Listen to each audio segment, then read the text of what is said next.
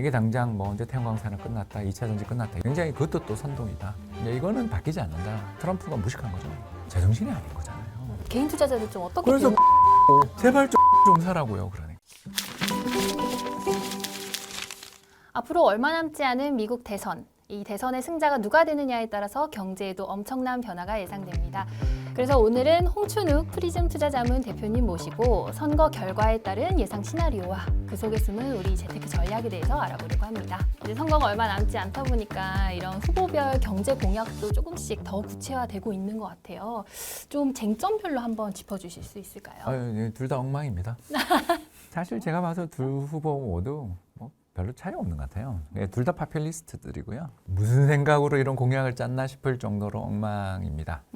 원래 트럼프는 더 엉망이기 때문에 상대적으로 민주당이 더 합리적이지 않냐 이렇게 우리는 약간 꿈을 가졌잖아요. 근데 네. 똑같다라는 걸 많이 느끼게 되는데 일단 집 살 때 우리 돈으로 한 3천만 원 정도 되는 돈도 지원해 주겠다. 건국의 최저임금 15달러 인상. 한국 최저임금 인상하고 어떻게 됐는지 한번 좀 공부라도 해보지. 이제 세 번째는 또 법인세율을 엄청 인상하겠다 그랬는데 아니 이러면 바이든 대통령 시절에 인플레 감축법 만들어서 해외에서 유입된 그 해외에서 들어온 수많은 기업들한테 막 80억 불 또는 인텔 같은 경우는 100억 불이 넘는 어마어마한 지원금들 막 뿌리면서 연쇄 혜택 주고 했던 것들은 또 어떻게 되는 건지. 그러니까 바이든 때랑 정책의 연속성도 그다지 없으면서 거기다 막 이제 세금은 때리고 싶은데 법인세를 저렇게 올리면 미국에 들어오던 이 리쇼어링 붐으로 미국 경제가 이렇게 사실 2분기도 3%, 3분기도 한 2.5% 지금 추정 나오고 있거든요. 그러니까 어마어마한 고성장을 하고 있는 이 이유가 결국은 좀 보조금 뿌려서 그렇죠. 해외에 있는 기업들을 데리고 와서 유치해서 경제가 좋아졌는데 이걸 헌신작처럼 걷어차고 원래 저 2020년 후보 경선에는 35% 이야기했었고요. 이번에 28% 이야기하는 거 보고서 안 바뀌는구나. 또 그것도 거기는 민주당 깃발만 꽂으면 무조건 당선되는 캘리포니아 상원의원 하신 분이 이렇게 배려받아서 가신 분이지 이분이 뭔가 사업을 해본 것도 아니고 어떤 뛰어난 경제 스텝들을 가지고서 정말 대통령 되려고 그랬던 분도 아니고 그냥 어떻게 보면 운이 좋게 대통령 후보가 된 사람이라는 티가 좀 많이 나는 거죠. 준비 안 된 후보다. 라는 거고요. 이제 공화당의 트럼프는 이제 뭐 더 큰일인데 일단 보편관세 10%. 예. 우리는 어떻게 해야 될지 모르겠고요. 여기다가 대중관세 60%. 네. 지금도 25%에서 40%를 때리고 있는데 60%. 이러면 이제 인플레가 안 날까. 이걸 하면서 이제 또 감세, 항구 감세 이야기 하잖아요. 지금 네. 딱 보는 사람들이 다들 하는 이야기가 야, 이게 좀 트럼프 되면 금리 오르는 거 아니야? 왜냐하면 카멜라 해리스야. 저 막 포퓰리즘 정책을 쓰기 위해 법인세를 인상하겠다고 이야기했으니까 그래 뭐 법인세 인상하면 경기는 나빠지겠지만 재정은 모르겠다 뭐 이렇게 그냥 되는데 트럼프는 관세 인상해서 저 어마어마한 공약 특히 항구적 감세를 하면 재정 적자가 어떻게 될까? 네. 말도 못하게 재정 적자가 발생하겠죠. 그리고 우리 국내 투자자들한테는 사실 두 후보의 그 에너지 정책이 잘 알려져 있잖아요. 2차 전지 때문에. 지금 전 세계 태양광이 3년마다 생산 전력이 2배 되고 있어요. 그래서 지금 전 세계 전력 생산량이 벌써 6%를 차지하고 있거든요. 이 흐름이 바뀌겠어요? 그러니까 태양광에 대한 보조금을 폐지한들 전 세계 태양광 그 셀 생산 용량의 95%를 차지하는 중국의 생산성의 향상 및 정부의 지원, 그 신생산력 뭐 들어보셨잖아요.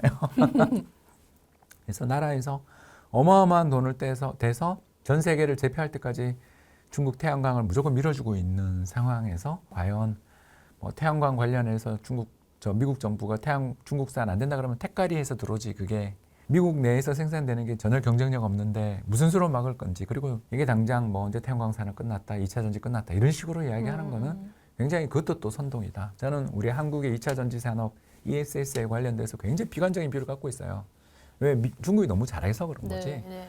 근데 그 뭐 트럼프가 된다고 해서 망한다.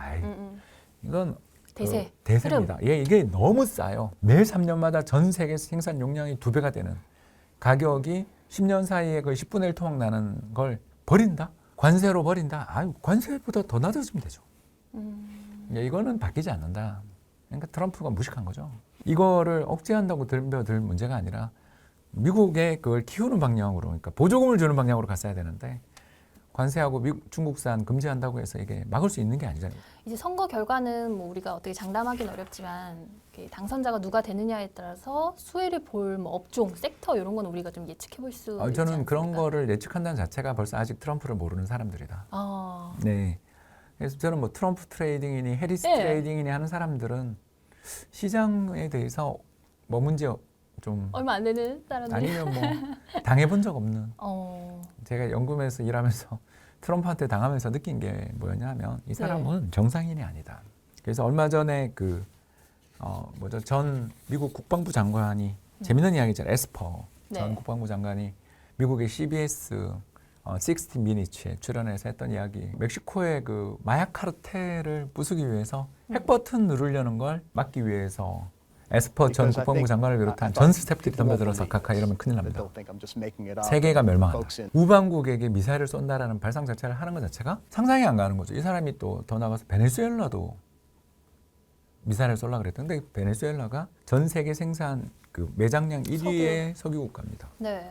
그거 하고 난 다음에 원유 시장이 어떻게 될 것인지 물가가 어떻게 될 것인지 이런 거 하나도 생각 안 하고 저걸 누르겠다고 그러는 걸 말리느라고 쇼가 아니라 주변에 아는 사람들 20명 정도만 아는 사실이고 이걸 이제 기자들이 크로스 체크를 했다잖아요. 이 사람이 책 팔기 위해서 저런 걸 하는 게 네. 아닌가 싶어가지고 아니 그럴 수 있죠. 에스퍼 전 국방부 장관이 이야기했던 20명의 스태프들한테 가서 네. 일일이 일일이 물어봤더니 14명이 NCND를 어. 하고 6명이 사실이다.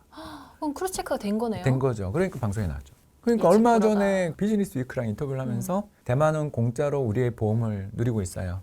그들은 부자잖아요. 우리가 왜 그들을 보호해야 됩니까? 라는 이 세 마디로 대만 주식시장을 박살을 냈던 네. 거 기억나실 겁니다. 그 아시아 시장이 미국보다 훨씬 많이 빠졌던 그 블랙 먼데이가 나온 이유는 트럼프 때문이잖아요. 왜 이런 일들이 벌어지는가? 그 사람이 제정신이 아닌 거잖아요. 더 문제는 2016년 당선되고 17, 18년에는 스텝도 제대로 못 꾸려서 18년 말부터 대중관세를 시작했잖아요. 네. 그러다가 19년에는 중국에 대해서 환율 조작국 지정하고 난리를 치다가 2020년 초에 코로나 팬데믹 터지는 바람에 아무 일도 못했고 근데 이번에는 이 사람이 대통령이 되면 스텝들을 이미 한 3,000명을 준비해놨단 말이에요. 왜냐하면 풀을, 그렇죠. 네. 이제는 미국 공화당이 트럼프의 당이 됐잖아요. 이번에 그쵸. 당내 경선하는 거 보시잖아요. 90대 1 나오잖아요. 그러면 이 사람에게 붙는 사람들이 엄청나다는 거죠. 이 사람이 이길 때 중간선거 지금 하원은 이미 공화당이 이기고 있으니까 바로 집행 내각이 들어가겠네요. 되고 시행되고 지금까지 이런 에스퍼 국방장관 같은 사람들을 좀 배제하려고 들겠죠. 자기 딸랑이들만 내각에 집어넣을 거 아니에요. 규모가 더 달라지겠죠. 그러네요. 예, 그래서 해리스가 마음에 안 들지만 트럼프보다 낫다라는 그 이야기를 자꾸 하는 이유가 트럼프가 되는 순간 저는 이 사람이 공약을 지킬 거라는 생각이 1도 안 들거든요. 왜냐하면 비즈니스 위크의 인터뷰에서 애플이 중국에서 생산하는 아이폰에 대한 관세 40%를 부과하고 그 다음에 팀 쿡이 가서 자기에게 자비를 구걸했다, 배거했다 그러잖아요. 거기 나옵니다. 그러니까 자기가 그러면 미국에 공장을 짓는 조건으로 너는 예외를 해줄게. 이걸 세상에 어떻게 비즈니스 위크의 인터뷰에서 그걸 털어놓으면 안 되는 거 아니에요? 네. 로비 받았고 자기는 해줬다. 그럼 뭐가 자랑이라고? 그러면 이 말은 뭐 의미하냐면 이 사람이 하겠다는 뭐 전기차에 대한 블럭이라든가 그 보조금 지급이 중지라든가 해외에 대한 여러 가지 규제도 어떤 사람이 자기한테 와서 애걸복걸하면 다 들어준다. 이전에 했던 이야기 다 엎어버릴 수 있는 사람이라는 거잖아요. 저는 2기 집권 시작되면 그래도 조금 더 예측 가능하지 않을까. 그럴 줄 1기 알았죠. 때보단. 아니 비즈니스 위크가 터지고 난 다음 주가가 왜 폭락했는지. 7월 16일 공개된 다음부터 보름 동안 주식시장이 양대 전 세계 주식시장이 다 폭락했고 그러고 난 다음에 해리스가 선두주자로 복귀하면서 해리스가 이길 거라 그러고 난 다음부터 장이 반등했잖아요. 제가 하고 싶은 이야기는 모른다. 이런 시장이 나올 때 투자자들이 어떤 생각을 갖게 되냐면 시장이 불확실하고 이 사람 말 한마디가 매일 바뀔 텐데 그리고 바뀌는 걸 또 실행할 거 아니에요. 왜냐하면 행정부를 장악하니까. 그러면 시장의 어떤 수년, 수개월 뒤에 기업의 이익을 예측해서 투자하는 게 의미가 없는 그러네요. 단타 시장이 오는 거예요. 천하대일 단타대회가 올 텐데. 우리 개인 투자자들 좀 어떻게 그래서 대응하면 금 사라고. 좋습니까? 금. 제발 좀 금 좀 사라고요. 그러니까. 네. 이 사람이 저런 짓을 하면 미국에 대한 신뢰가 다 깨질 거 아니에요. 네. 미국이라는 나라에 대한 신뢰가 깨지고 미국 달러에 대한 신뢰가 깨지는데 네. 금 사야죠. 어떡해요. 그리고 미국 이 사람은 부동산 디벨로퍼 출신이니까 미국 리츠가 제일 마음 편하다니까요. 이 사람이 대통령 되고 난 다음에 부동산 시장에 나쁜 일을 하겠어요. 미국 부동산 시장에 나쁜 일을 그러네요. 하겠어요. 그래서 세 번째가 미국 모기지 채권 금리 내리라고 또 연준 파월 의장이 2026년 초에 끝나니까 자기 말 잘 듣는 사람은 또 체인지하겠죠. 이제 더 물렁물렁한 사람을 임명하겠죠. 그럼 그런 예, 연준도 망가지겠죠. 통화 수단까지 이렇게 활용해 가면서 예, 연준도 같이 망가지겠죠. 그럼 금리 내려가지 않겠어요. 그리고 먼 미래에 이제 금리가 오르겠죠. 폭등하겠죠. 네. 왜냐하면 재정 적자를 엄청 일으킬 테니까. 그러니까 저도 이코노미스트로서 반성을 많이 하게 돼요. 경제 지표만 맨날 보고서 설명했었는데 와, 미국 사회의 기저에서 움직이는 이런 변화들을 놓쳐서 트럼프 당선도 예상 못했고 특히 2018년 네. 미중 무역 분쟁 때 그렇게 미친 관세를 한 번, 두 번, 세 번, 네 번 올리는 거 봤잖아요. 그리고 대표님은 트럼프 당선 가능성이 조금 더 높다 이렇게 보시는. 적어도 그쪽이 저는 기울어지는 운동장이다. 특히 민주당이 약체 후보를 세웠기 때문에. 마지막으로 우리 미국 대선 변수에 좀 촉각을 세우고 계시는 투자자분들께 좀 압축적으로 한마디 예, 부탁드립니다. 아무도 예측 못하는 걸 예측하려고 들면서 힘들게 투자하지 마시고요. 자산 배분하시죠. 금, 미국 리츠, 그리고 미국의 모기지 채권 이런 데 좀 주식도 갖고 있지만 주식이 우리 마음처럼 안 될 때를 대비한 포트폴리오를 갖고 있으면 누가 되든 그렇게 큰 스트레스 안 받으며 투자할 수 있지 않을까 생각이 듭니다. 오늘 여기까지 듣겠습니다. 홍 대표님 감사합니다. 감사합니다.